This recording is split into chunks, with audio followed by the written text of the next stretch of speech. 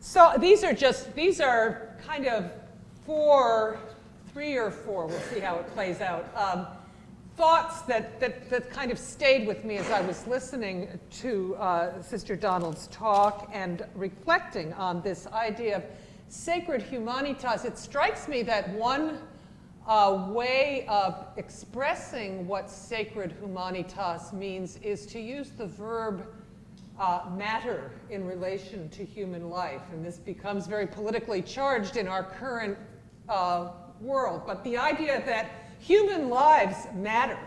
And if there's a group of human beings that needs to say, wait a minute, my life matters, then we're looking at a challenge to this understanding of sacred humanitas. And it means that just that verb, this you matter, this matters, I think is a verb to listen to in our both private and public discourse. So that was just one thing that kind of surfaced for me.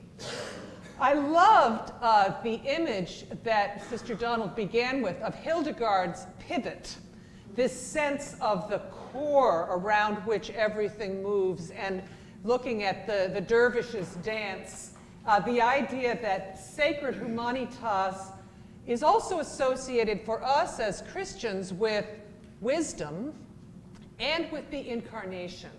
And I do think in a pluralistic society, I would, and those of you who've listened to me lately know this has become one of my things, I think it's really important for people who are Christians to own, without doing so exclusively, to own what is unique and beautiful about our faith, which is the incarnation, the mystery of the incarnation. And I think it's been a kind of luxury for us, especially those of us who are highly educated, kind of critical thinkers, to say, well, I'm not sure what to do with the incarnation. Well, you know, it's okay not to be sure, but to engage it is the core of our faith. And I think that the Benedictine model is about living out that understanding and recognizing that we learn about what it means to proclaim and value the incarnation through this, the life of wisdom, that combining of holy living and holy work, and the balancing of work and study and prayer. The love of learning and the desire for God is another thing that just stayed with me. I've always thought that title of Jean Leclerc's book really names my vocation as someone who's always been a scholar and a teacher. When I was teaching at University of Maryland a number of years ago, I was involved in some faculty development where it was a new idea to talk about, that was sort of the buzzword of the time, was to talk about the teacher-learner. And it was a very attractive idea for me. It was built out of Parker Palmer's book, The Courage to Teach. But the idea that the way that you teach is by engaging a community of learners. Now that is a core Benedictine idea, is it not? And if you think about it, and this is where I was starting to feel kind of wistful as I listened last night, as someone whose vocation has always been to be an academic, but my career has always been on the fringes of academia because I've always been an adjunct faculty member. So I've been very aware of the changes in academic culture over the last generation. It's the love of learning and the desire for God, not the love of knowledge and the desire for God. And I think that many of us had some experience along the way of college, post-secondary education, graduate training as an experience of learning. But culturally, it's becoming quite commodified. So the question is, what kind of job can you get if you major in that? Yeah. Even publish or perish is a sad thing. It's a sad diminution of the life of the scholar-teacher, the idea that you somehow have to choose between those two things and that you're not going to survive if you're just a teacher. And so then the economics of it all shifts so that they're paying, just to be on my soapbox for a minute, they're paying people pittances to teach.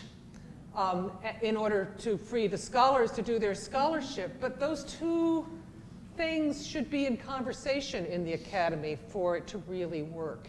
And somehow we're losing the ability to have our students value this. This is even happening at the seminary level, I'm afraid to say sometimes, and I'm really sorry to see it. And I think we recognize it and we're pushing back, but it's just the pressure of the culture, outcomes rather than process and practice.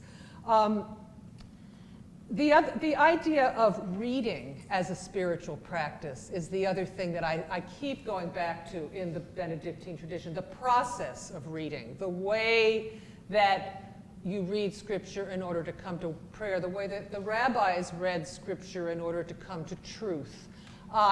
Since I was trained as a literary critic, we did a lot of reflection on reading. I'm learning in my later years to kind of put those things together and recognize that that reading of any text can be a spiritual practice if you enter it with a respect for that process, for that conversation between reader and writer. Sister Donald quipped that it's easier to be a consumer of monasticism than a provider of monasticism.